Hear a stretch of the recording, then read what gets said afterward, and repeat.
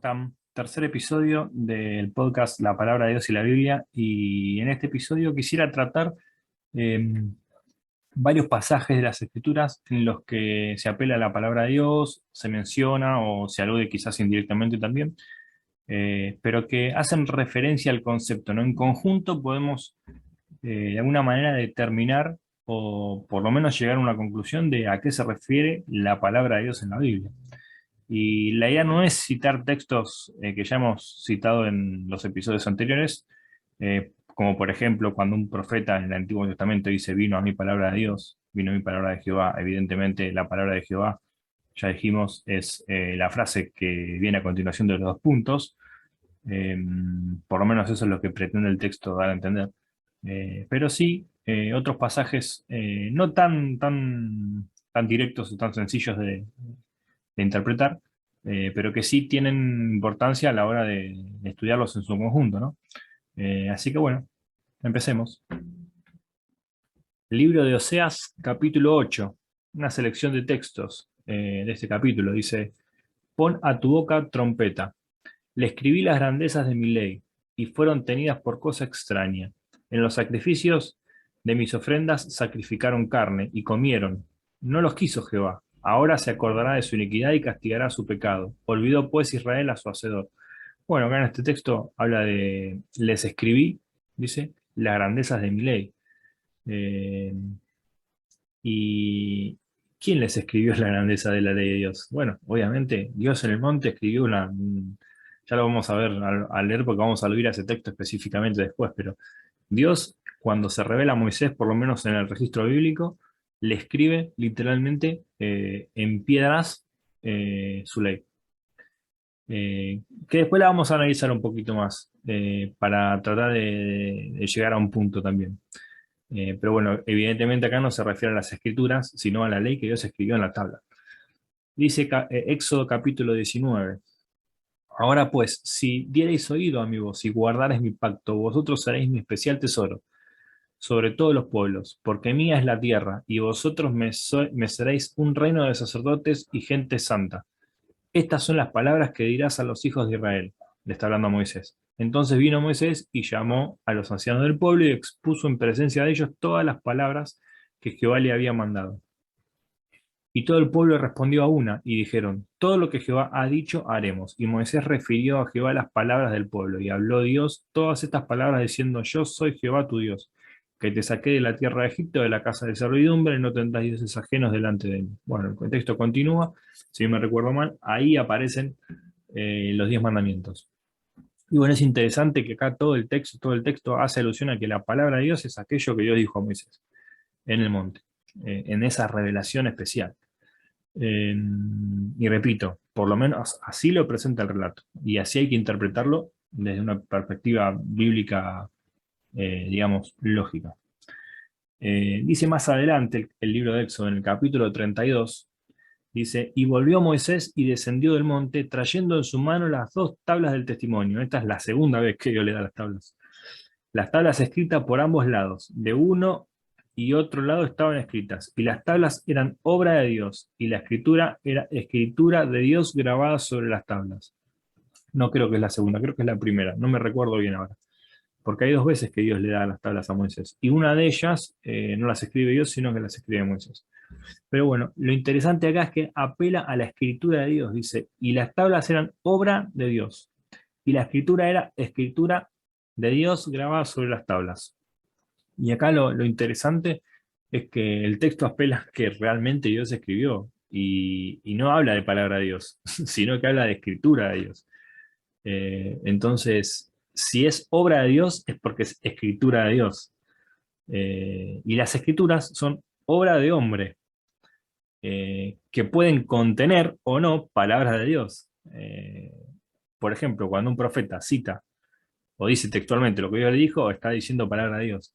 Pero bueno, creo que se entiende, con estos simples 3 versículos, se entiende específicamente cómo deben ser tratados los conceptos en la Biblia. Pero bueno, hay más y vamos a seguir por más, porque es interesante ver cómo se va desarrollando y hasta dónde se puede expandir el concepto palabra de Dios, que si bien es un tema de otro episodio, eh, se va a ir denotando un poquito acá. Bueno, pasamos un poquito al Nuevo Testamento, en el libro de Hechos, capítulo 18, verso 9. Entonces el Señor dijo a Pablo en visión de noche: no temas, sino habla y no calles, porque yo estoy contigo y ninguno pondrá sobre ti la mano para hacerte mal, porque yo tengo mucho pueblo en esta ciudad. Y se detuvo allí 1 año y 6 meses enseñándoles la palabra de Dios. Bueno, en este texto evidentemente es el mensaje de Dios, ¿no? Es la interpretación correcta de la ley, es el Evangelio, es la enseñanza de Jesús. Bueno, muchas cosas podrían ser palabra de Dios ahora, muchas cosas podrían ser palabra de Dios en este texto, pero tienen que hacer alusión o tienen que descansar finalmente en algo expresado por Dios mismo. Otro texto de Hechos, capítulo 13, verso 44. El siguiente día de reposo se juntó casi toda la ciudad para oír la palabra de Dios. Oír la palabra de Dios.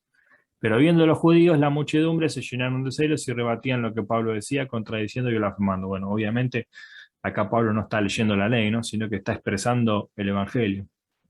Bueno, similarmente al texto anterior. Hechos 11. Oyeron los apóstoles y los hermanos que estaban en Judea, que también los gentiles habían recibido la palabra de Dios. ¿Recibieron una carta de Pablo? ¿Recibieron la ley de Moisés? No, ningún escrito. Recibieron la predicación de los apóstoles, el mensaje de Jesús, y lo aceptaron. Eso es Hechos 11, verso 1. Hechos 17, verso 13. Cuando los judíos de Tesalónica supieron que también en Berea era anunciada la palabra de Dios por Pablo, fueron allá y también alborotaron a las multitudes. Mismo caso, Hechos 13, 7. Que estaba con el procónsul Sergio Paulo, varón prudente. Este, llamado a Bernabé y a Saulo, deseaba oír la palabra de Dios. Bueno, otra vez, escucharla. La palabra de Dios hablada, ¿no? El mensaje de Dios. Bueno, y acá en contraste con los textos del Antiguo Testamento, creo que es marcada la diferencia de cómo la palabra de Dios estaba en la boca de los apóstoles. Y los apóstoles no eran los que hablaban. Entonces, ¿a qué hace referencia? Bueno, a que los apóstoles estaban expresando y predicando el mensaje de Dios, el Evangelio. Es lo que Dios vino a revelar por medio de Jesucristo, que Jesucristo obviamente desde una teología eh, cristiana no necesariamente ortodoxa, es la expresión de Dios. Y la expresión de Dios es palabra de Dios. Por tanto, lo que Jesús enseña es de Dios y es palabra de Dios. Así que un poco a eso apela este concepto, ¿no? Está un poquito expandido, porque no es estrictamente lo que Dios revela en una revelación objetiva o una revelación subjetiva a una persona. Pero la expansión del concepto sigue siendo coherente porque de alguna manera Dios revela el Evangelio. Pablo mismo lo dice en otros textos. Y el mensaje del Evangelio es palabra de Dios. Y por eso se puede llamar palabra de Dios a cada vez que predicamos el Evangelio y cada vez que una persona desde el púlpito lo predica, ¿no? Así que hay que seguir manteniendo la forma de expresión que se tenía en el siglo I. Bueno, otros tres textos en sintonía con lo que venimos viendo en Hechos, y otro está en Hechos, capítulo 6, dice: y crecía la palabra del Señor y el número de los discípulos se multiplicaba grandemente en Jerusalén. También muchos de los sacerdotes obedecían a la fe. Bueno, crecía la palabra de Dios. ¿Puede crecer la palabra de Dios? Bueno, esto significa que la predicación aumenta, que está aumentando la expresión del mensaje de Dios, ¿no? Y bueno, es la evangelización. Dice Romanos 10, capítulo 10, versos 15 y 17. Dice: ¿y cómo predicarán si no fueran enviados? Como está escrito, hermosos son los pies de los que anuncian la paz, de los que anuncian buenas nuevas. Mas no todos obedecieron al Evangelio. Pues Isaías dice: Señor, ¿quién ha creído nuestro anuncio? Así que la fe es por el oír y el oír es por la palabra de Dios. Bueno, este texto ampliamente predicado por los cristianos, eh, muchas veces se apela a él para decir que el oír es por la palabra de Dios, quiere decir que es por la Biblia, que hay que predicar la Biblia. Sí, obviamente hay que predicar la Biblia, ¿no? Pero se apela a la Biblia como palabra de Dios, utilizando este texto. Pero en realidad lo que está diciendo este texto es: ¿y cómo predicarán si no fueron enviados? Como está escrito, cuán hermosos son los pies de los que anuncian la paz. Bueno, si vamos a lo que dice el contexto anterior a este texto, que lo vamos a buscar, dice, ¿cómo pues invocarán a aquel en el cual no han creído? O sea, creer, la fe. O sea, ¿cómo viene la fe? ¿Cómo creerán en aquel de quien no han oído? Por escuchar. ¿Y cómo irán si no hay quien les predique? ¿Y cómo predicarán si no fueren enviados? Como está escrito, cuán hermosos son los pies de los que anuncian la paz. Así que cuando dice, ¿quién ha creído en la fe? Así que la fe es por el oír, y el oír es por la palabra de Dios, está hablando de la predicación del evangelio, de la evangelización, de la expresión del mensaje de Dios, ¿no? Por eso no hay que confundir este texto cuando dice palabra de Dios con la Biblia misma. Sí, obviamente que el mensaje de Dios está en la Biblia, pero antes de que exista el Nuevo Testamento, estaba en la boca de los creyentes y había sido el mensaje predicado por Cristo. Entonces no hay que utilizar este texto para justificar que la Biblia es la palabra de Dios, ¿no? Sí se puede justificar con este texto que el mensaje de Dios está en la Biblia, eso es correcto. Dice 1 Corintios 1:21, pues ya que en la sabiduría de Dios el mundo no conoció a Dios mediante la sabiduría, agradó a Dios salvar a los creyentes por la locura de la predicación. 1 Corintios 1:21. Y acá obviamente no se menciona la palabra de Dios, pero sí se menciona que Dios quiso que las personas le conozcan por la locura de la predicación, es decir, por el contactarnos mutuamente, por el hablarnos mutuamente, porque la palabra de Dios sea hablada, sea transmitida oralmente, sea transmitida de persona a persona. Obviamente podemos tener herramientas como un libro, como un folleto, es útil, pero lo más útil es predicar persona a persona, el contacto humano, y ahora vamos a ver bien por qué. Pero antes de adentrarnos a ese tema que es realmente apasionante, un texto de Hebreos, por ejemplo, Hebreos 6:4 al 6. Porque es imposible que los que una vez fueron iluminados y gustaron del don celestial y fueron hechos participantes del Espíritu Santo, partícipes del Espíritu Santo, y asimismo gustaron de la buena palabra de Dios y los poderes del siglo venidero y recayeron, sean otra vez renovados para arrepentimiento, crucificando de nuevo para sí mismos al Hijo de Dios y exponiéndole a vituperio. Hebreos 6:4 al 6. Bueno, no me voy a poner a hacer exégesis respecto de si este pasaje dice que la salvación se pierde o no. Obviamente para mí es muy claro y está hablando de que la salvación no puede perderse, ¿no? Que no, uno no puede ser salvo dos veces. Eso es lo que está queriendo decir Pablo. También hay que entender qué es la salvación, ¿no? A lo Rob Bell, o sea, preguntarnos qué es cada cosa, ¿no? Porque la salvación no es el hecho mero de que un día no vamos a morir y vamos a ir al cielo. Porque, bueno, por ejemplo, yo creo que no vamos a ir al cielo. El cielo es simbólico. Lo que vamos a tener es un cielo nuevo y una tierra nueva, un mundo diferente. Y tampoco creo que haya un estado intermedio, ¿no? No me refiero al purgatorio, sino un estado intermedio del alma en el que al morir hay un lugar a donde va nuestra alma y espera allí hasta que se cumpla el tiempo, ¿no? Yo creo que en el sueño del alma, eso se googlea, descanso, sueño del alma, es una doctrina que muchos cristianos sostienen también. Pero bueno, en este caso, que gustaron la palabra de Dios, es que pudieron tener contacto real con Dios, que hablaron con Dios, que recibieron el mensaje del Evangelio, que lo aceptaron y que tuvieron comunión con Dios. Porque si vos recibís la palabra de Dios y, y está en tu corazón y la degustaste, la probaste, la experimentaste, es porque realmente tuviste contacto con el Creador. Y te puede pasar y me puede pasar y le puede pasar a cualquiera. Somos seres humanos pecadores y podemos caer. Por eso tenemos que estar atentos al camino y como dice Pablo, el que quiere estar firme, fíjese de no caer. Pero bueno, este texto no habla de la Biblia, evidentemente. Dice también 1 Timoteo 4, verso 4 al 5, dice, porque todo lo que Dios creó es bueno, y nada es de desecharse si se toma con acción de gracias, porque por la palabra de Dios y por la oración es santificado. Qué interesante este texto. Pablo está acá hablando de los alimentos, no me recuerdo bien el contexto, pero creo que apelaba a que muchos judíos no comían determinados alimentos. Que eran sacrificados a los ídolos o por una cuestión ritual de los judíos, es indiferente.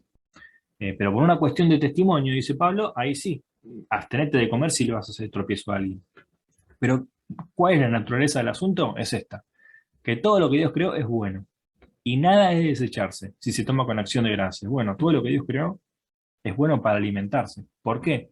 Porque cuando Dios crea las cosas, crea el universo y crea la naturaleza, obviamente que también nos crea a nosotros y nos crea en su providencia con la necesidad de alimento suplida, es decir, crea los árboles, crea la tierra para poder sembrar y crea los animales también, que es otro tema de debate si se pueden comer animales, si no se pueden comer animales. Creo que ahí los cristianos hacemos un poco de agua y creo que los adventistas tienen una visión muy alineada con el reino. Yo no me considero de una denominación realmente. Creo que todas las denominaciones tienen algo de verdad, tienen un acento particular que es original y que es verdadero, y que entre todas esas denominaciones tenemos que ensamblar, claro, pero si yo ensamblo acá, ensamblo acá, ensamblo acá y hago una iglesia nueva, hago una denominación.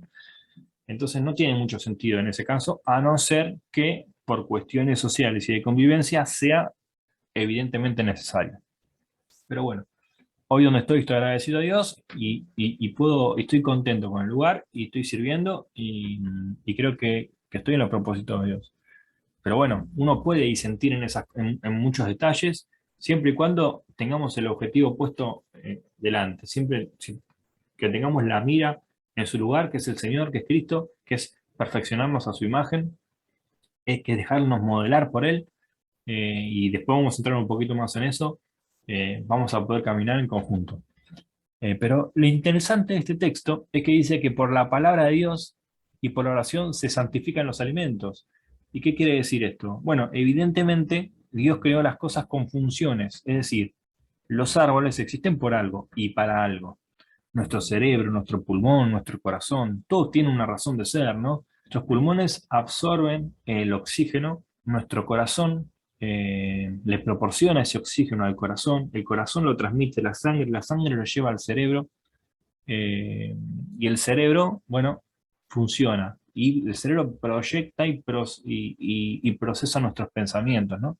Y proyecta la conciencia y hace que nuestra voluntad exista. En ese sentido, sí, tengo una perspectiva monista de la antropología humana. Es decir, el alma y el espíritu son materiales. Son no necesariamente materiales en el sentido de que les corresponde un órgano, ¿no? Sino que no hay una sustancia para eso. Es metafísico. Podríamos hablar solamente del cuerpo y decir que el alma y el espíritu no existen, y estaríamos, para mí, ¿no? Correctamente hablando del ser humano. Es decir, en algún sentido soy fisicalista, ¿no? De la antropología humana. Pero eso no quiere decir que en la Biblia el concepto de alma y el concepto de espíritu no estén apelando a algo real, ¿no? Obviamente era la época de una época muy helénica en la que el concepto de alma griego estaba muy al pie de cañón, ¿no? Y bueno, obviamente los escritores del Nuevo Testamento no van a dejar de estar permeados por esa realidad. Pero en el contexto hebreo y más antiguo, el concepto de alma es integral al ser humano. No se puede separar el alma del cuerpo, muere el cuerpo, muere el alma. Entonces, volviendo al concepto correcto de alma, creo que la manera de interpretarlo viene por ahí. Pero bueno, volviendo al tema en cuestión. Dios crea las cosas con funciones y con propósitos. Ahora, desde el ateísmo no se puede justificar una teleología natural, es decir, que las cosas realmente tienen un sentido, una función y un propósito. Es decir, un ateo, nihilista sobre todo, no puede decir que el corazón existe para bombear la sangre en las venas y para que le llegue el oxígeno por la sangre al cerebro y el cerebro funcione. Evidentemente no lo pueden decir, porque la única manera de justificar funciones, propósitos y una teleología natural es por medio de la conciencia. Es decir, cuando un ser humano crea un martillo, en la mente del ser humano está el propósito de que ese objeto es para martillar, pero ese propósito no está en la vida real, no está en o sea, está en la vida real, pero no está en el objeto. El objeto tiene una forma, sí, que está hecho para eso, ¿no? En nuestra mente. Pero ¿quién sabe eso? Solamente lo sabe un ser humano, una mente. Entonces, si no existe una mente creadora que imprima propósitos y les dé forma a los objetos para que cumplan con esos propósitos que tiene en la mente, no existen las funciones. Y si no existen las funciones, no existen los propósitos. Entonces, un alimento no es para comerlo. Entonces, un árbol no es para que dé oxígeno al ser humano, para que renueve el oxígeno, para absorber el dióxido de carbono y emanar oxígeno. Nuestro cerebro no es para proyectar la conciencia, nuestro corazón no es para bombear sangre. Entonces, sin una mente creadora, es imposible justificar una teleología. Y obviamente es imposible justificar una moral real. No digo absoluta, no digo objetiva, una moral real, un realismo moral, eh, que para mí obviamente es de naturaleza metafísica, porque es subjetiva. No quiere decir que no exista una responsabilidad moral, pero Dios es el sujeto que imprime las funciones y que tiene los propósitos y determina qué es la bondad y qué es la maldad. Y obviamente es la obediencia a Él. Pero, pero la palabra de Dios, es decir, lo que Dios expresa de un determinado objeto, es lo que lo santifica y lo que lo hace ser. En la santidad o la santificación en este caso debe ser entendida como una especialización, como algo especial. Es decir, yo creo un martillo es especialmente para martillar, para clavar clavos, no para sacar tornillos. Eso se hace con el destornillador. Entonces el martillo es santo en el sentido de que es especial para ese propósito. Y de la misma manera tenemos que ser santos nosotros y tenemos que ser especiales en el sentido de nuestro obrar para obedecer a Dios. Y de la misma manera Dios santificó todo lo que ha creado. Y de la misma manera nosotros al orar podemos santificar los objetos. Entonces eso es lo que está queriendo decir Pablo. Dice, cuando uno ora y da gracias por lo que va a comer, lo está santificando. Es decir, le está declarando a Dios y declarando a los demás que eso es para alimentarse. Y está dando gracias que se lo dio Dios, que Dios lo proveyó en su providencia eterna para nosotros, ¿no? Pero bueno, es un asunto metafísico el que está dando vuelta en este texto. Y bueno, obviamente la palabra de Dios es algo metafísico porque es información. Y nuestra oración, todos los conceptos, las ideas son cuestiones metafísicas, ¿no? Pero es interesantísimo este texto. Acá un texto curioso volviendo al Antiguo Testamento, en el libro de Proverbios, capítulo 30, versos 5 al 8, dice, toda palabra de Dios es limpia. Él es escudo a los que en él esperan. No añadas a sus palabras para que no te reprenda y seas hallado mentiroso. Dos cosas te he demandado. No me las niegues antes que muera. Vanidad y palabra mentirosa aparta de mí. Ahora está hablando a Dios, antes le hablaba a alguien. No me des pobreza ni riqueza. Manténme del pan necesario. Pero qué interesante lo que dice acá. Toda palabra de Dios es limpia. Bueno, obviamente que es limpia porque Dios es un ser sin mancha. Es decir, es un ser que no tiene imperfección, que no tiene, que no tuvo un accidente, que no ha cambiado, es esencialmente puro y no puede decir algo corrompido, ¿no? Obviamente. Y lo que nosotros percibamos que realmente viene de Dios y tiene algún tipo de corrupción, es nuestra corrupción, que nos empaña la lectura de esa realidad. Y dice, Él es escudo a los que en Él esperan. No añadas a sus palabras para que no te reprenda y seas hallado mentiroso. Esa parte me parece muy interesante y muy curiosa, porque los cristianos creo que hemos caído en atribuir a las palabras del hombre palabra de Dios. Y a determinar qué es palabra de Dios y qué no, en un sentido muy humano, muy material, muy religioso, al que también obviamente llegaron los fariseos de la época de Jesús. Y creo que hoy en el evangelicalismo promedio cae también en este asunto, pero en una medida un poco más laxa. Pero es interesante el texto, porque es como que si dijera, no digas que dice cosas que no dijo. Ahora, eso no quiere decir que obviamente muchas cosas que yo pueda decir o muchas cosas que diga el apóstol Pablo o que diga Pedro no estén cargadas, no estén, eh, eh, sí, cargadas, entremezcladas, inspiradas por palabras que Dios haya dicho. Entonces, cuando alguien dice con sus palabras o tiene un mensaje personal que incluye los conceptos que Dios ha revelado y los propósitos y la voluntad que Dios ha revelado, pues eso debe ser tomado de manera integral, ¿no? Porque cuando Dios habla, dice que Él habla para cumplir un propósito específico. Eso lo dice Isaías, ahora lo vamos a buscar para que no quede afuera de esta interpretación, ¿no? Pero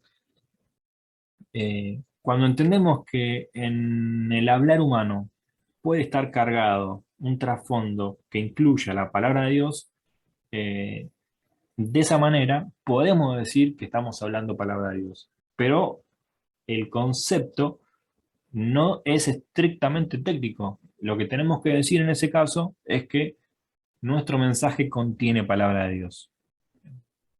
Hay que hacer esa salvedad. Porque si no terminamos llamando palabra de Dios a un montón de cosas, o terminamos concluyendo que la palabra de Dios es lo que dijo tal persona y es todo palabra de Dios. Y no podemos separar lo que Dios realmente dijo y lo que la persona está diciendo. Y eso es lo que pasa cuando leemos la Biblia. Es decir, un mensaje, una carta de Pablo, cuando se lee el saludo, cuando se lee determinadas cosas que Pablo dice, no necesariamente son palabra de Dios.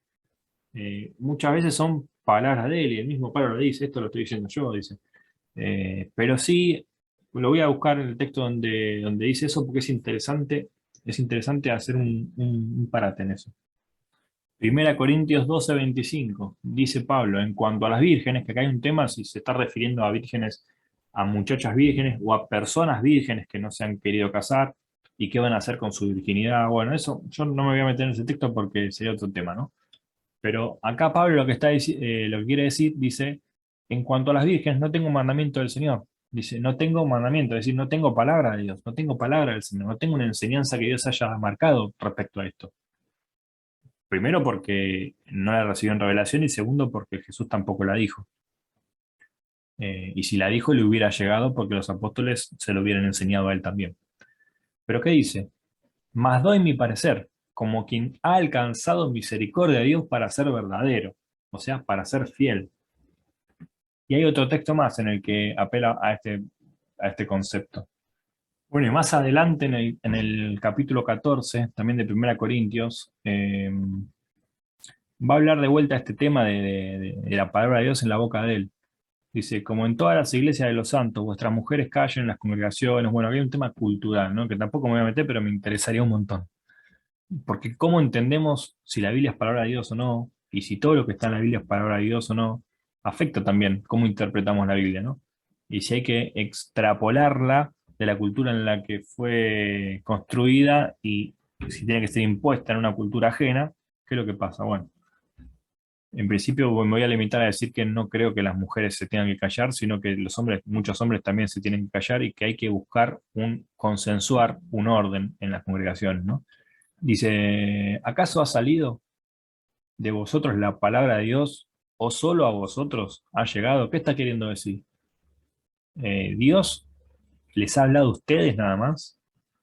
¿O ustedes solos hablan la palabra de Dios? Es decir, ¿quién tiene la verdad acá en este asunto? Bueno, si alguno se cree profeta o espiritual, reconozca que lo que os escribo son mandamientos del Señor, mas el que ignora, ignore. Así que hermanos, procurad profetizar y no impidas el hablar en lenguas. Pero ¿qué está queriendo decir Pablo? Si alguno se cree profeta o espiritual, reconozca que lo que os escribo son mandamientos del Señor. Mas el que ignora, ignore. ¿Qué está queriendo decir acá Pablo? Que Pablo está transmitiendo a veces palabra de Dios técnicamente hablando correcto, porque basa sus consejos en la palabra de Dios, y que a veces Dios lo está guiando a instruir correctamente a las personas.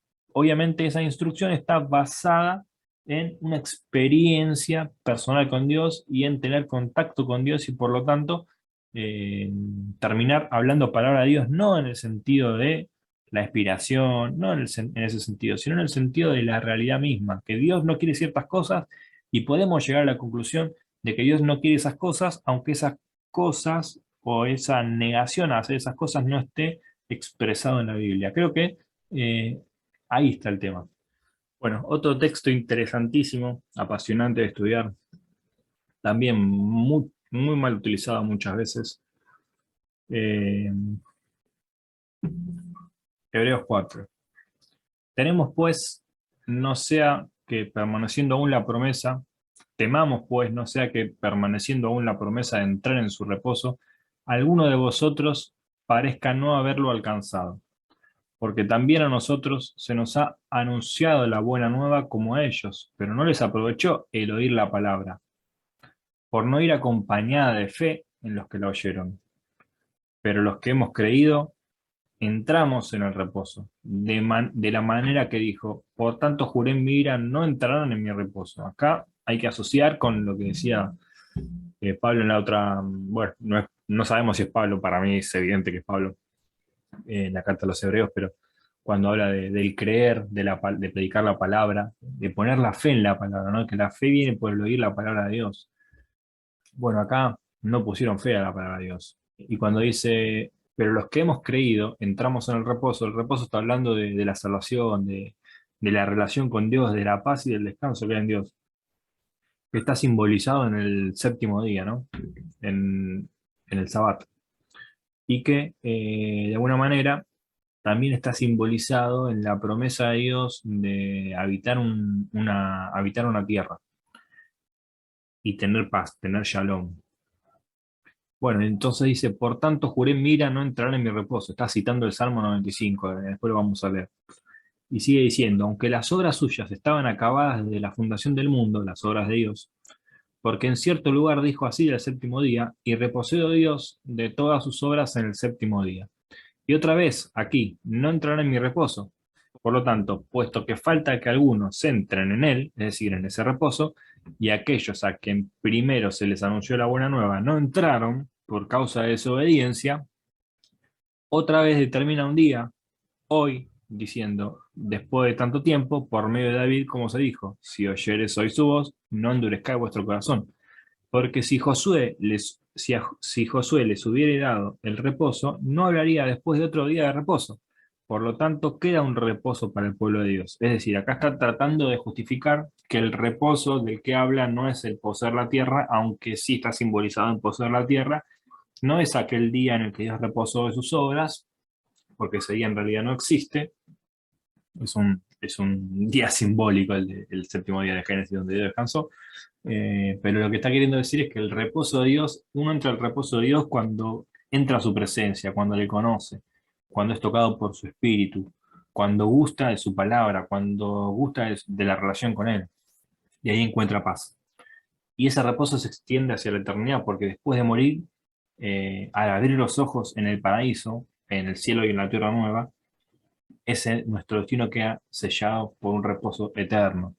Y ahí está hablando, ¿no? Porque si Josué les hubiera dado el reposo, no lo haría después de otro día. Por tanto, queda un reposo para el pueblo de Dios, porque el que ha entrado en su reposo también ha reposado de sus obras como yo de las suyas. Procuramos, pues, entrar en aquel reposo. Procuremos, para que ninguno caiga en semejante ejemplo de desobediencia, que ejemplo los que desobedecieron a Dios y los que no entraron a la tierra prometida. Porque la palabra de Dios es viva y eficaz, y más cortante que toda espada de dos filos, y penetra hasta partir el alma y el espíritu, las coyunturas y los tuétanos, y discierne los pensamientos y las intenciones del corazón. Y no hay cosa creada que no sea manifestada en su presencia. Antes bien, todas estas cosas están desnudas y abiertas a los ojos de aquel a quien tenemos que dar cuenta. Este texto es el que tantas veces escuché mal interpretarlo, eh, aplicándoselo a la Biblia, digamos. Muchas veces lo he escuchado. Y bueno, es lamentable, pero bueno, lo que nos toca por la falta de preparación que hay, ¿no? Pero el punto es el siguiente. ¿Qué es la palabra de Dios viva y eficaz en este texto? Obviamente, ¿qué es lo que Dios dice? Pero acá está hablando de un juicio de Dios, ¿no? Porque Dios determinó algo con aquellos que desobedecieron su palabra y su mandamiento. Y obviamente, cuando Dios juzga y te habla, penetra hasta tu corazón, ¿no? Y en este caso, podemos quizás no simbolizar, sino ver en esta expresión de porque la palabra de Dios es viva y eficaz, una palabra de juicio en realidad. No una palabra de justicia, sino una palabra de juicio, porque el Evangelio es una palabra de juicio y es una palabra de justicia. De juicio, por cuanto no sé, por cuanto somos pecadores y necesitamos ser condenados a causa de que debemos cumplir la justicia de Dios. Y ahí está la palabra de juicio y la de justicia, ¿no? En que Cristo, de alguna manera, vivió una justicia que nosotros no podíamos vivir. Y por la fe, si nosotros creemos y nos hacemos de esa justicia, Dios aplica la justicia de Cristo a nosotros. Y la palabra de juicio, en este caso, eterna, lo que simbolizamos con el infierno, no es aplicada a nuestra vida, por haber creído y habernos asido de la justicia de Cristo. Esas son las dos caras de la moneda del Evangelio, ¿no? La palabra de justicia y la palabra de juicio. En este caso, Pablo está apelando a la palabra de juicio de Dios, que es, y obviamente la palabra de justicia también, pero y todo lo que Dios dice es vivo y es eficaz. Y es más cortante que dos espadas de dos filos, que una espada de dos filos, justamente, ¿no? Los dos filos. El filo de la justicia y el filo del juicio. Como una espada, que tiene filo por acá y filo por acá. No es lo mismo con un cuchillo cortar algo, que si vos lo querés cortar al revés no corta, que cortar con un cuchillo de doble filo, a donde quiera que vos cortes, imagínate en una batalla, en una guerra, que en ese momento se peleaba con espadas, penetrar una carne con una espada de dos filos, ¿no? Corta arriba y corta abajo. Seguramente cortaba más que un cuchillo de un solo filo, por más que esté bien afilado, ¿no? Feo eso. Pero es así. Y cuando Dios habla, tiene ese poder, ¿no? Cuando Dios nos habla, tiene ese poder. Y vamos a buscar ese texto donde Dios justamente apela a eso. Isaías 55:10, porque como desciende de los cielos la lluvia y la nieve, y no vuelve allá, sino que riega la tierra y la hace germinar y producir, y da semilla al que siembra y pan al que come, así mi palabra que sale de mi boca no volverá vacía, sino que hará lo que yo quiero, y será prosperada en aquello para la que la envié. Bueno, interesantísimo, ¿no? Cuando Dios dice algo y cuando Dios habla, esa palabra tiene poder y esa palabra hace lo que tiene que hacer y esa palabra produce un efecto, y no vuelve vacía, no vuelve sin fruto. Es decir, no es inevitable un efecto de esa causa, ¿no? Y es lo que pasa en Génesis 1, eso es lo que quiere dar a entender el autor, ¿no? Dios dijo y fue hecho. Dios dijo sea la luz y la luz fue. Dios dijo al mar, produzcan seres vivientes de toda clase. Y bueno, y el mar los produjo. Y bueno, de eso vamos a hablar en un poquito, en otro episodio también, ¿no? Cuando hablemos del alcance y la naturaleza del término, palabra de Dios. Pero es interesantísimo asociar estos textos, ¿no? Cuando Dios habla por medio de su Espíritu Santo, en alguna revelación sobrenatural, objetiva, subjetiva, como le quiera llamar, eh, esa palabra no vuelve así. Cuando Dios me habla, yo soy cambiado y por eso clamo todos los días para que Dios me hable, para poder encontrar su palabra en la Biblia, en un hermano, en la calle, en donde Él me quiera hablar. Y eso es lo que necesitamos los cristianos. Y volviendo al texto de Hebreos, ¿no? No quiero dejar de hacer referencia al texto de Josué y al Salmo 95. Dice Josué capítulo 22. Entonces Josué llamó a los rubenitas, los gaditas y a la media tribu de Manasés y les dijo: vosotros habéis guardado todo lo que Moisés, siervo de Jehová, os mandó, y habéis obedecido a mi voz en todo lo que os he mandado. No habéis dejado a vuestros hermanos en este largo tiempo hasta el día de hoy, sino que os habéis cuidado de guardar los mandamientos de Jehová vuestro Dios. Ahora pues, que Jehová vuestro Dios os ha dado reposo a vuestros hermanos, como lo había prometido, volved y regresad a vuestras tiendas, a la tierra de vuestras posesiones, que Moisés, siervo de Jehová, os dio al otro lado del Jordán. Bueno, acá lo que le está diciendo Josué es: obedecieron a Dios, ahora obtuvieron el reposo. Y vuelvan a sus casas porque el reposo está dado para ustedes. Bueno, es la posesión de la tierra, ¿no? A la que Moisés no pudo acceder. Pero bueno, evidentemente el reposo es algo más, ¿no? Pero bueno, la Biblia tiene eso. Se va revelando progresivamente a lo largo de la historia la palabra de Dios, el mensaje completo de Dios, el Evangelio. Se va revelando de a poco, ¿no? Y la Biblia es un registro de eso. Por eso no hay que cerrarnos en un entendimiento, una interpretación puntual de un texto, porque puede haber más cosas. Y el texto del Salmo 95, no lo voy a leer todo, pero la última parte dice, texto 6: venid, adoremos, postrémonos, arrodillémonos delante de Jehová nuestro Hacedor, porque Él es nuestro Dios, nosotros el pueblo de su prado y oveja de su mano. Y ahora dice: si oyeres hoy su voz, no endurezcáis vuestro corazón como en Meriba. Ahora vamos a buscar qué pasó en Meriba. Como en el día de Mayá, en el desierto, donde me tentaron vuestros padres. Acá deja de hablar el salmista a la gente, o en la interacción, ¿no? Cuando, cuando este canto, esta poesía está en boca de los cantores, hablan a la gente. Pero ahora cambia y habla Dios en primera persona, dice, donde me tentaron vuestros padres, me probaron y vieron mis obras. 40 años estuve disgustado con la nación y les dije, pueblo es que divaga de corazón y no han conocido mis caminos. Por tanto, juré en mi furor que no entrarán en mi reposo. Bueno, acá Dios está sentenciando, está dando su palabra de que no van a entrar en el reposo de Dios, ¿no? Esto está representado en el Salmo, pero obviamente está haciendo referencia a un hecho anterior, que vamos a leerlo un poquito para tener referencia y para que no quede el tema cerrado. Digo, no cerrado en este punto, sino poder cerrarlo como tiene que ser, ¿no?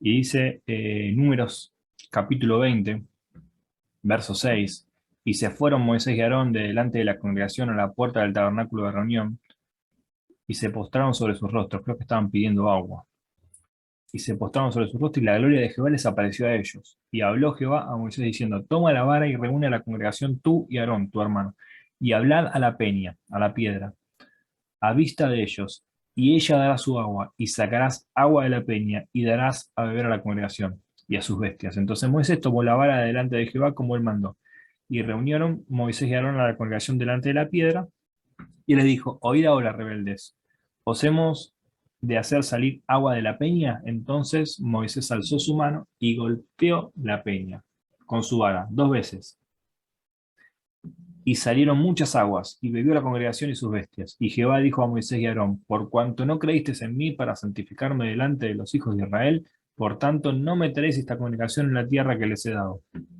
Estas son las aguas de la rencilla, por las cuales contendieron los hijos de Israel con Jehová y se santificó en ellos. Bueno, acá hay que ver lo que pasa antes, ¿no? Porque estaban pidiendo agua y todo eso.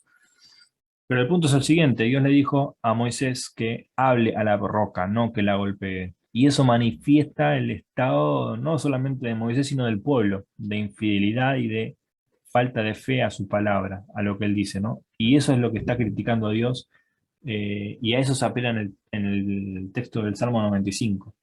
Bueno, y acá en Éxodo 17 se vuelve a retomar el tema, en realidad se toma primariamente, ¿no?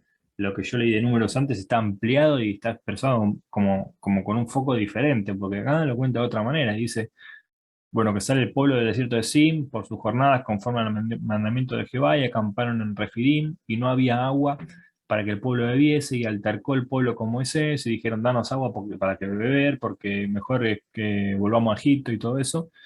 Y entonces Moisés clama a Dios diciendo, ¿qué haré con este pueblo? He aquí, a un poco de apedrearme están.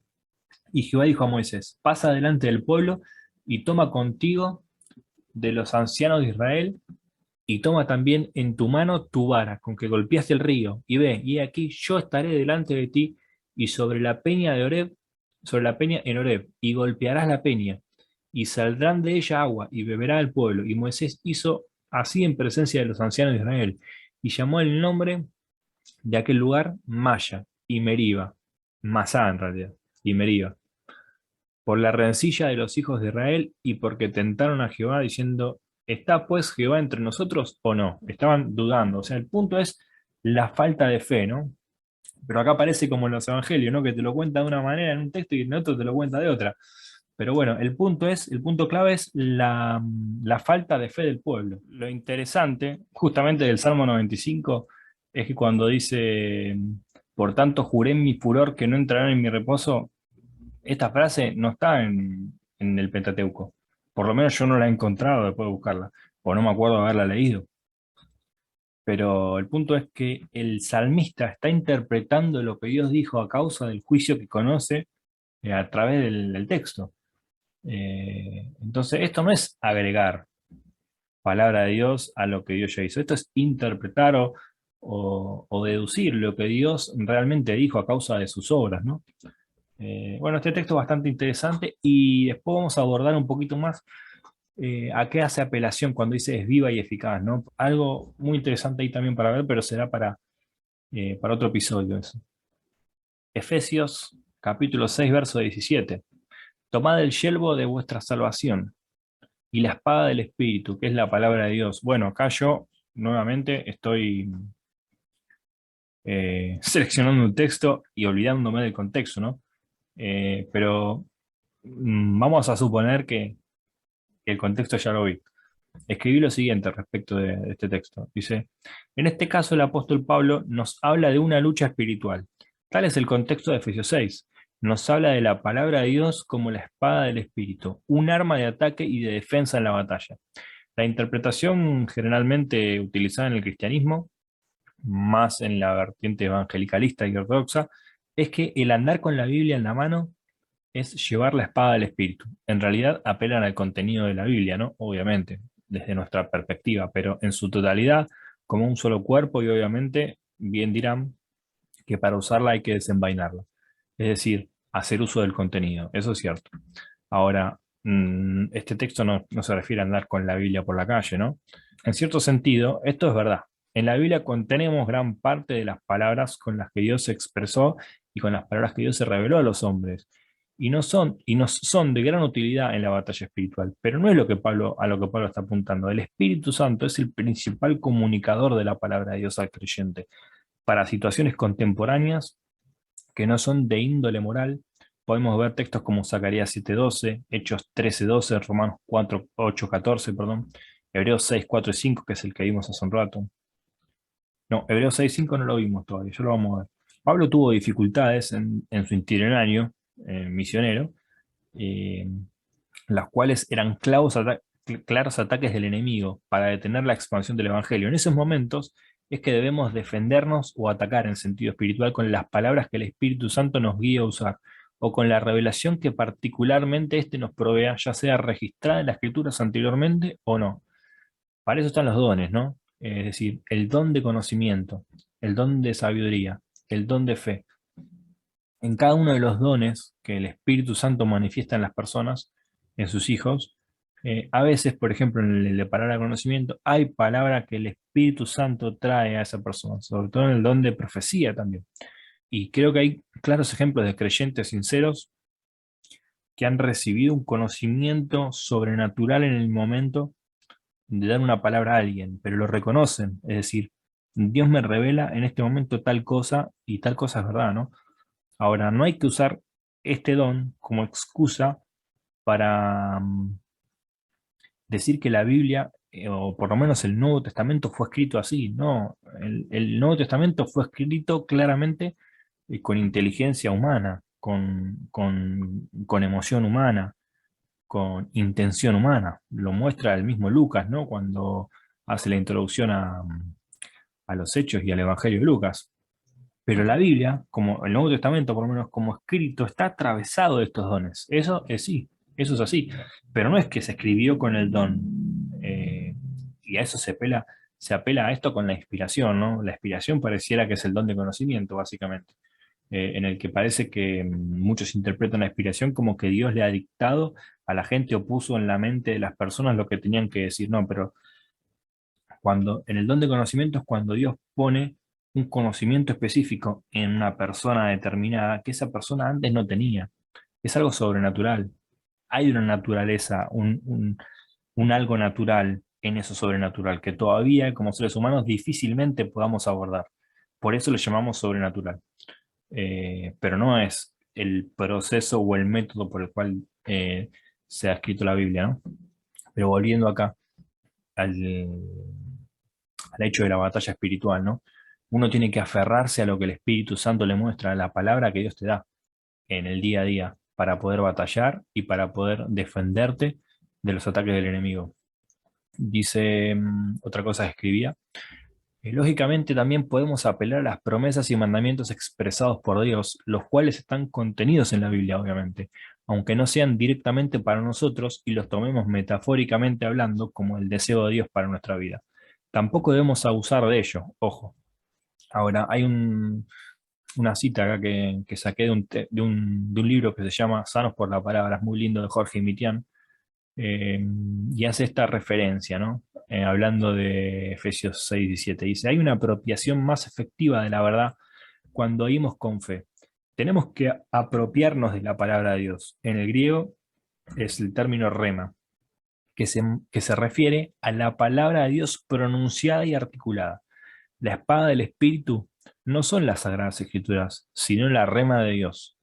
Tú no vas a ahuyentar ni un solo demonio pegándole con la Biblia, pero toma algún aspecto de la verdad, apréndela, créela en tu corazón, exprésalo con tu boca en el Espíritu y verás a dónde va a parar el demonio. Si no pronunciamos la palabra, la verdad, no es efectiva.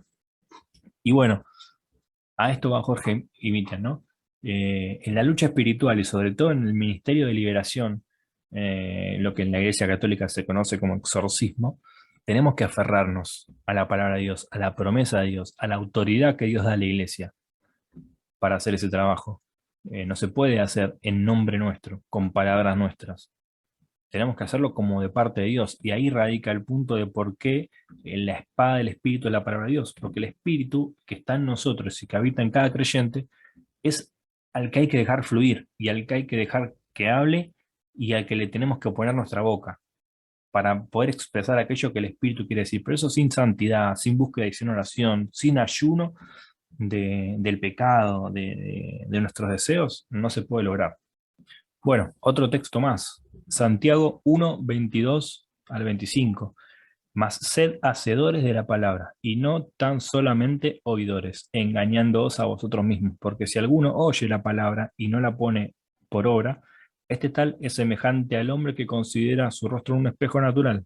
Se considera a sí mismo y se va, y luego se olvida de cómo era. Mas el que hubiere mirado atentamente en la perfecta ley, que es la de la libertad, y perseverando en ella, no siendo oidor olvidadizo, sino hacedor de la obra, este tal será bienaventurado en su hecho.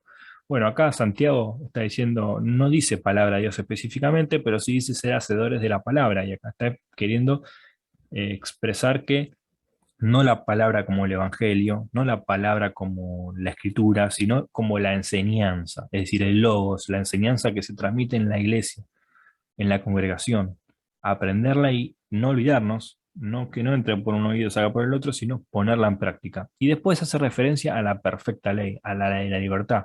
Y acá está hablando de la verdadera ley de Dios, ¿no? Porque Dios, la ley de Dios no es eh, no hagas esto, no hagas lo otro, no mates, no hurtes, no mientas. Sí, está en la ley de Dios, obviamente, pero el tema es que la ley de Dios expresada en la naturaleza, expresada en realmente, digamos, por su ontología, no tiene que ver con no hacer, tiene que ver con hacer, tiene que ver con los propósitos y las funciones para los cuales nos ha creado. Y el dejar de llevar adelante esas obras deriva en no hacerlas, es decir, deriva en hacer otras que son contrarias a eso. Y acá es el concepto de San Agustín del mal, ¿no? Es decir, el mal como omisión del bien, como ausencia de bien. Y a eso está apelando un poco Santiago, ¿no? La ley de la libertad. Es decir, vos sos libre para obrar y vos tenés, en tu libertad tenés que apuntar voluntariamente a cumplir un objetivo. Y bueno, pero obviamente claramente no está haciendo referencia a la Biblia, ¿no? Aunque sí, obviamente, la Biblia está atravesada por todo esto. Dice un salmo, Salmo 119:45, que habla bastante de la palabra y de la ley. Dice, andaré en libertad porque busqué tus mandamientos. Y qué realidad, ¿no? Cuando buscamos cuando obramos el mandamiento de Dios, estamos libres de consecuencias, estamos libres de errores propios, ¿no? De consecuencias propias de nuestras malas acciones. Y eso es a lo que apunta Santiago. El punto principal acá es que para Santiago la palabra de Dios no está limitada por las escrituras. Es decir, podría estar apelando al Evangelio, podría estar apelando a un montón de cosas que están en las escrituras. Pero como él enseña, digamos, como él transmite o lo que yo leo de lo que él tiene en la cabeza cuando él quiere, cuando habla de la palabra, no está hablando de algo que está limitado al texto. Y eso creo que es claro. Y ahora sí quiero retomar un poquito esto de la predicación del Evangelio como palabra de Dios, ¿no? Para darle cierre a este episodio. Estuve muchos años con un pastor amigo y otro hermano que también al que amo profundamente, amigo. Estuvimos hablando en la UNSAM con muchos estudiantes acerca del Evangelio, tratando de llevarles el mensaje de Dios, y también escuchando y aprendiendo, ¿no? Porque uno tiene que escuchar también. Y hemos llegado a o por lo menos yo he llegado a la conclusión de que muchos chicos que están en la universidad y son reticentes al mensaje de Dios, al mensaje del Evangelio, a todo lo que tiene que ver con la religión, lo son porque han sido educados en familias o han ido a colegios religiosos en donde los han tratado mal, en donde les han dado un mal ejemplo de la religión y hasta lo han ofendido y lo han herido en nombre de Dios, en nombre de Cristo. Y eso es muy, muy fuerte. Es decir, llegué a una frase que la pensaba, que era así. eh, estas personas que tienen rechazo a la religión fueron heridas por Jesús. Fueron heridas por Jesús, claro, en su mente fueron heridas por Jesús. ¿Por qué? Porque para ellos Jesús estaba representado en la religión, en las personas que supuestamente predicaban su palabra, y esas personas los han defraudado.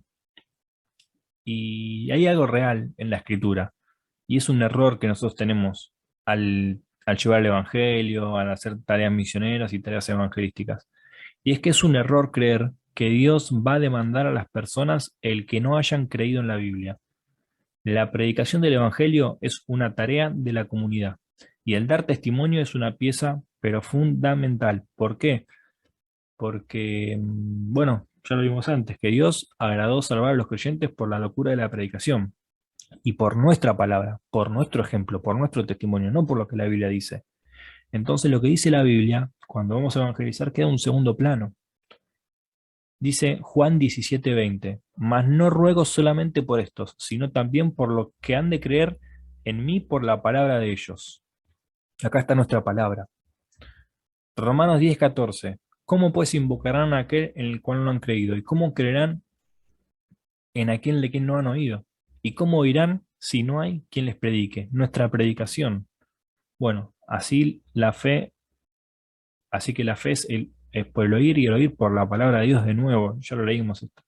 1 Corintios 1:21 dice, pues ya que en la sabiduría de Dios el mundo no conoció a Dios mediante sabiduría, agradó a Dios salvar a los creyentes por la locura de la predicación. De nuevo, nosotros estamos en el medio.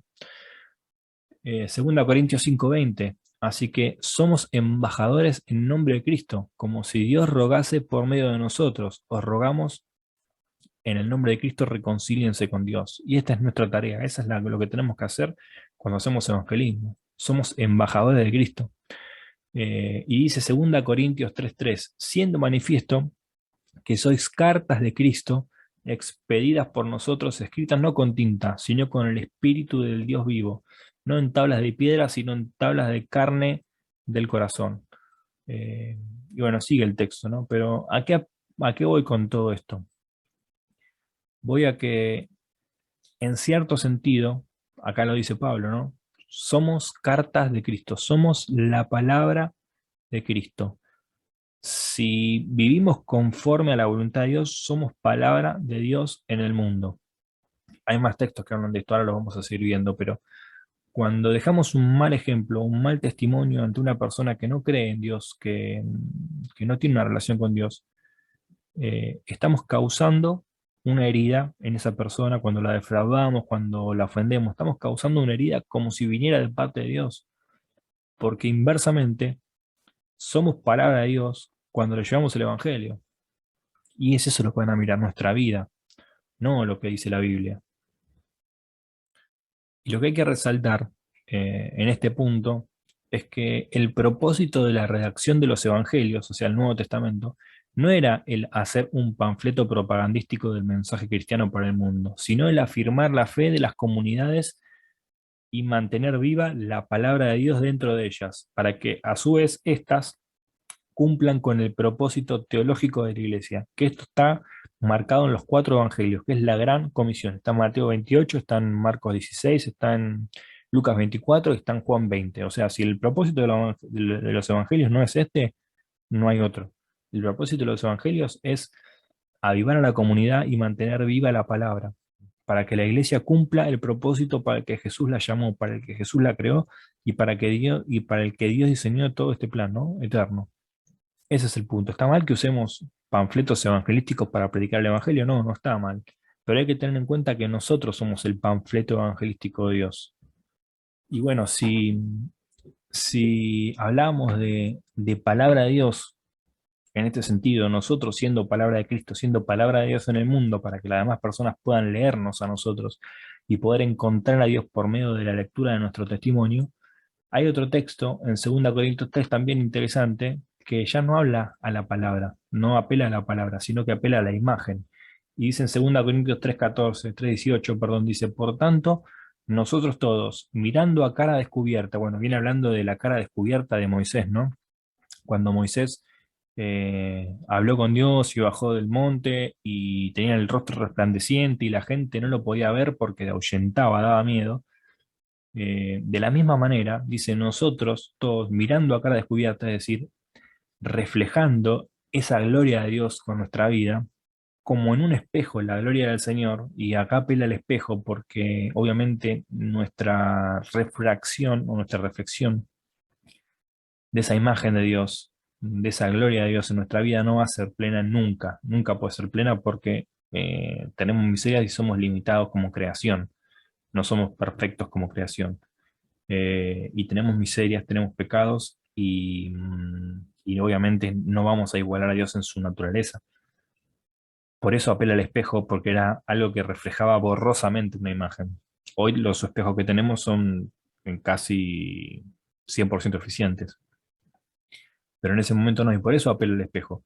Dice que mirando a cara descubierta, o sea, reflejando la gloria de Dios en nuestra conducta, pero como por un espejo, somos transformados de gloria a gloria en la misma imagen de Dios, como por el Espíritu de Dios. Y ese es el punto, ¿no?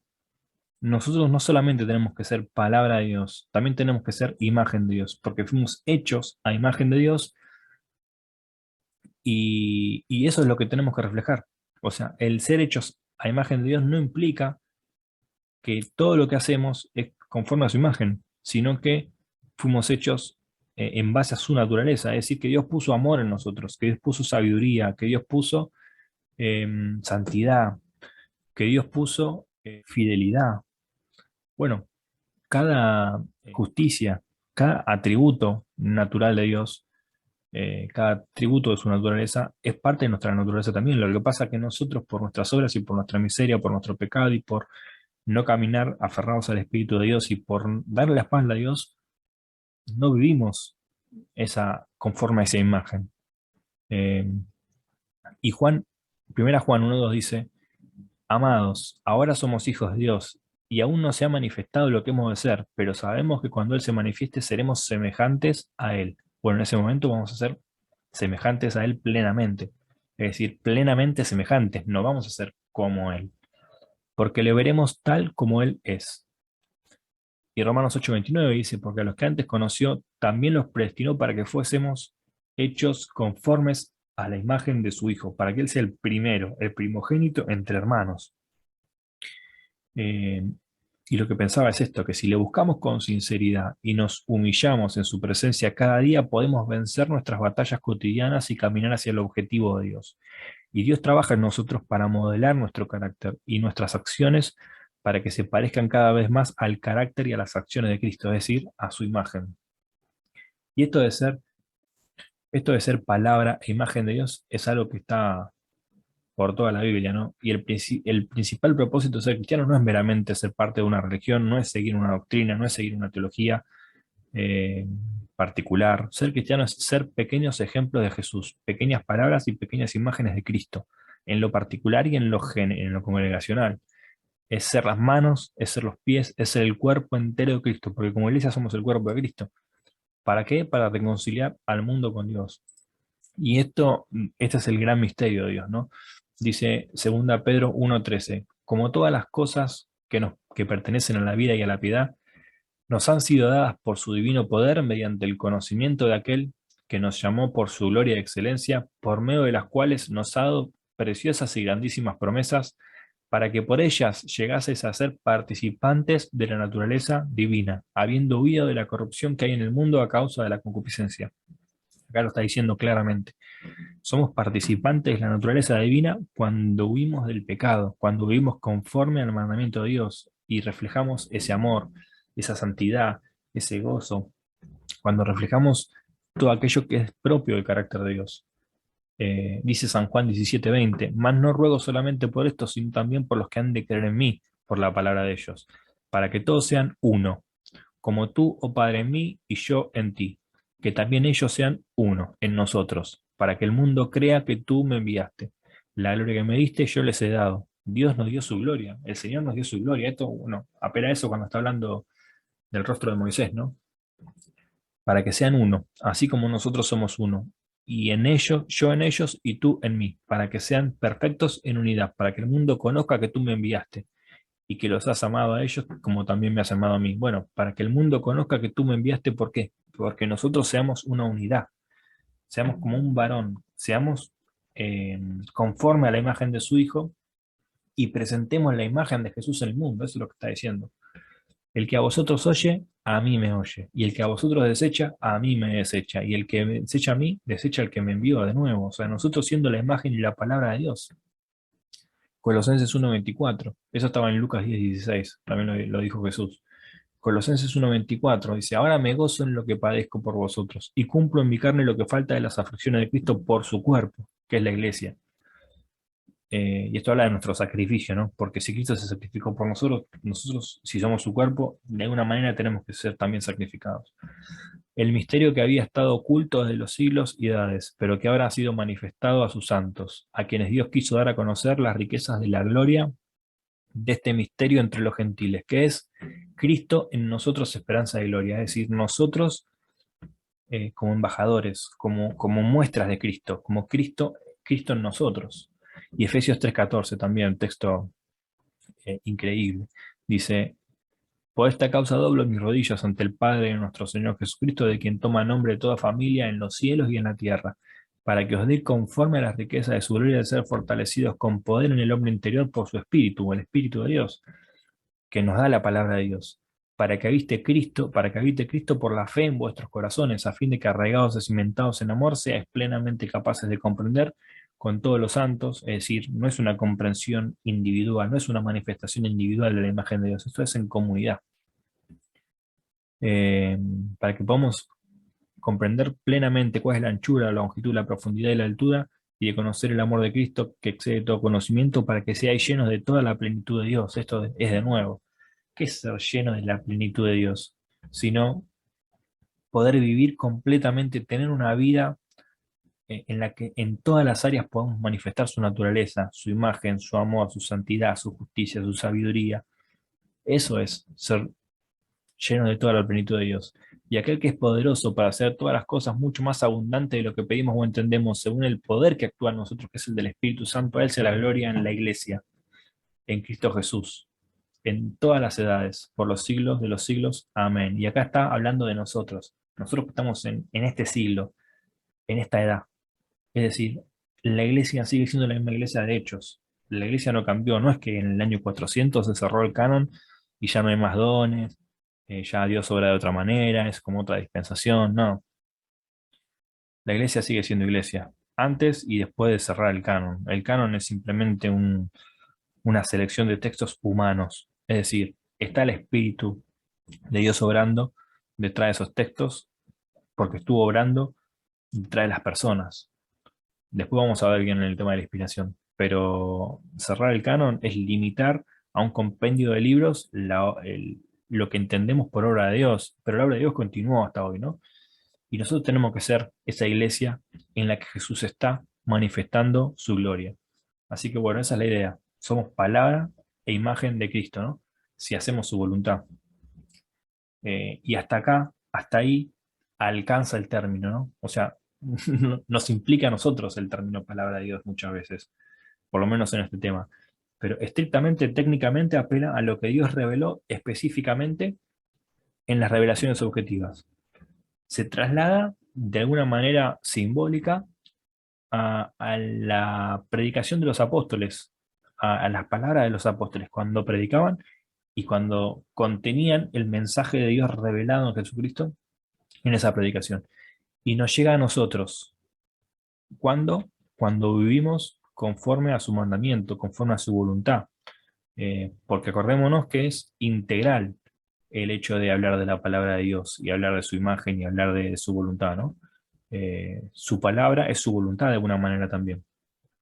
Y bueno, se puede decir también que la Biblia es palabra de Dios, bueno, en el mismo sentido en el que podemos ser nosotros palabra de Dios, entre que el mensaje de los apóstoles o la predicación oral de los apóstoles es palabra de Dios, sí.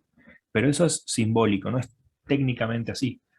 Técnicamente es específicamente lo que Dios revela en lo que Dios habla o la información que Dios da en una revelación especial, ¿no? Pero de eso se trata el comprender qué es la palabra de Dios. Si decimos que la palabra de Dios es la Biblia y nos cerramos a eso, dejamos afuera el obrar de Dios de una manera abismal y nos perdemos de mucho. Así que bueno, eso es lo que hay para este episodio y bueno, espero que les sea de bendición y seguiremos con más.